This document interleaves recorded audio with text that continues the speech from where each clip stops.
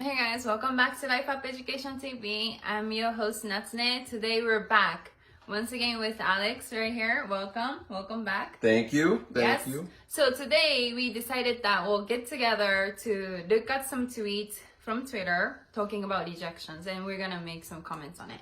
So without further ado, can you pick one and tell me? Yes. Got one right here.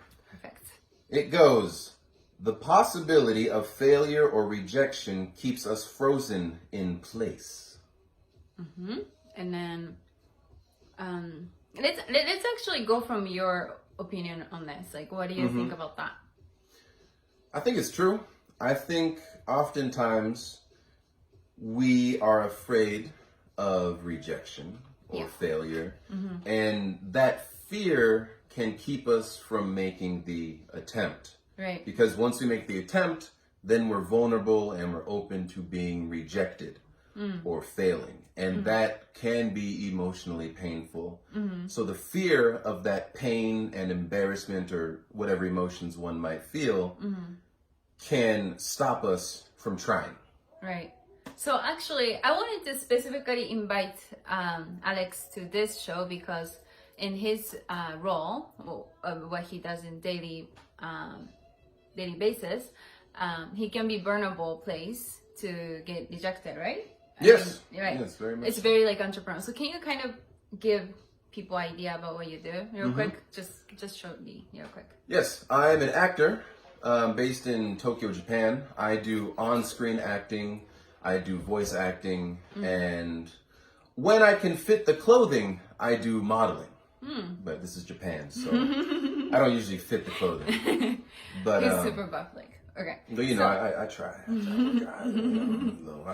I do a push-up every day. For sure. So that being said, so now let's elaborate on what we just said. Can you tell me a time where you felt that way, like personally from the experience?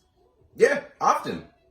Yeah, because I go to auditions, and you know, when you audition and submit yourself for a job, you are one of many people being considered for that role, and you aren't going to get every role that you try for. Right. So a lot of, not just me, but you know, all actors, we don't get a lot of jobs. We get told no a lot. Like, they didn't choose you for this role, you know, yada yada yada, let's keep trying. You know, you get a lot of those messages from your agents. And so you either can get down and emotional, or you can just keep moving forward. And I've learned to just keep moving forward and don't let it bring me down emotionally or mentally. So, but however, it doesn't mean that you are numb to the rejection, right?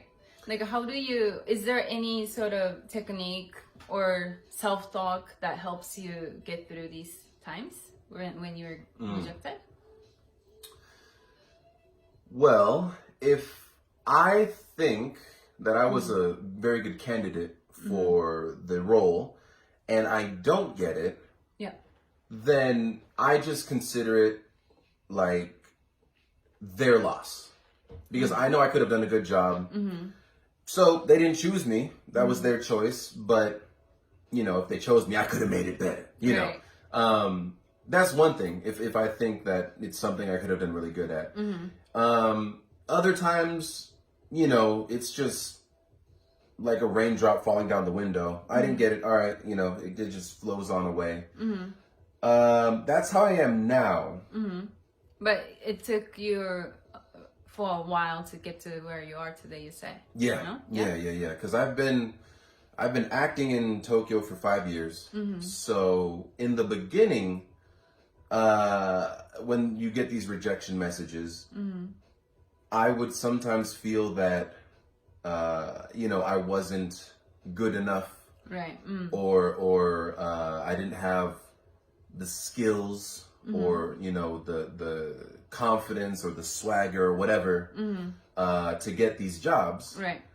But you know, I had to listen to, you know, things that other celebrities have said, other stuff, I don't know, I'm not saying I'm a celebrity, but things that celebrities of very high status have said. Right. And a lot of them going through similar things. Yeah. Yeah. And you know, they're kind of like they're like an upperclassman.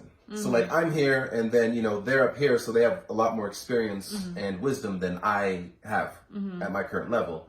So just listening to their interviews and things that they say, like you just got to keep it moving, because what's important is to run the marathon. And it's not a sprint. Right. It's a long marathon. So those who are often successful are the ones who stick with it and don't give up and just go do something easier. So, you know, listening to things like that and doing my own soul searching, you know, I learned not to take it personally, because it's not a personal attack against me if they don't choose me. They choose whoever they think is best for the job. So it doesn't mean that I'm a shitty actor. It just means that the role wasn't for me. There are many more roles to come, and let's just keep working. Right. Keep grinding. See, I think it, like you said, it takes practice, right? Like it takes training, it takes your mental training. You know, like sometimes, like it's kind of, I get mixed feeling when people make comments on successful people being like, oh, they're so cocky or something. But in the flip side of it is, if you want to win in the market, like you kind of have to have a thick skin. And then for you to have thick skin, you have to use any narrative to benefit you to move through that, right? Move forward. So I think it's kind of born out of necessity in that sense. And then actually that old talk reminded me of one time of my personal experience when I got ejected. It's kind of like a burnable experience. So, but anyways, I'm gonna share it anyways. So I was like trying to scout people to interview at the time as well, and I was sending like a bunch of DMs, and one of the guy, he is like, yeah, pretty like successful one, famous one whatsoever. And then I listened to his talk and I thought he was gonna be interesting person to invite. So I texted him, and among with all the other guys that I texted, and then he was the only one who got back to me, and I was like, wow. And then his response was like super positive. Well, it looks like his response was super positive first, where he was like, oh, like, I think he sent me his like a demo reel or something like that, kind of thing, right? And then he'd be like, what do you think? That's all, like, that's the old sentence I got from him. And I thought, wow, like someone is watching me, like someone is watching that I'm suffering, well, not suffering, I'm hustling, right? Like that's how I felt. I thought, wow, like, you know, finally I'm getting something. And I got really emotional and got really, really happy because I thought he was gonna come on. And I basically told him like super authentically, because that's just how I am. I like to communicate authentically. So, you know, I was just like being true to myself, and told him like how appreciative I was for the answer, and very respectfully asked him like, you know, would you like to come to my show? Like, and I told him like, this is what you get. But I guess because I made it so personal, he didn't respond afterwards.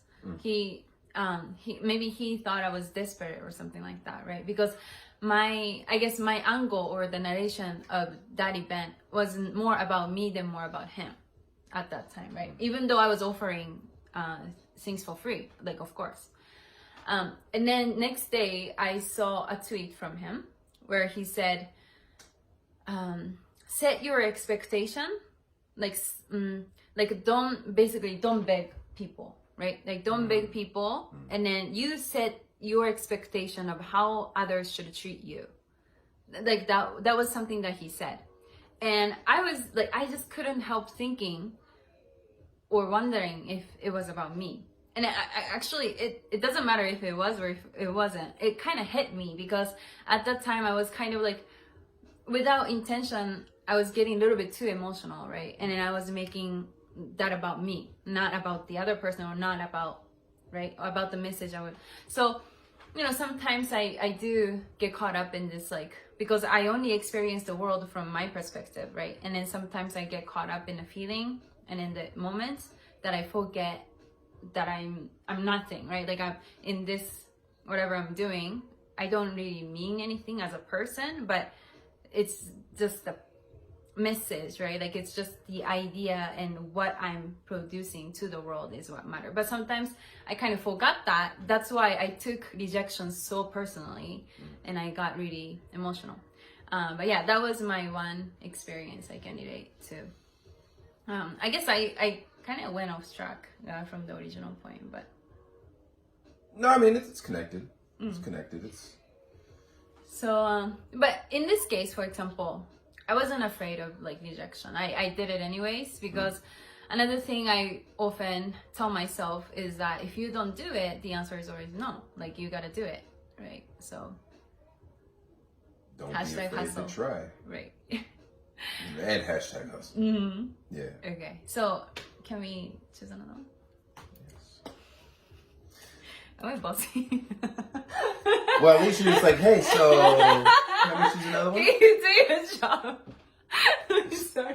Hey, can you work? Please? Okay. Called here for a reason. Alright, let's use a different hashtag.